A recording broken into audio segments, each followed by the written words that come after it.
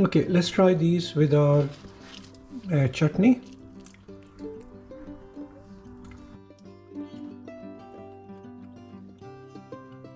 Lovely, delicious taste. You can taste the fenugreek in it as well, and slight spice of the chili flakes. You can add more chili if you want to. And I hope you enjoy this dish with the chutney. Until next time, I'll see you very soon. Take care.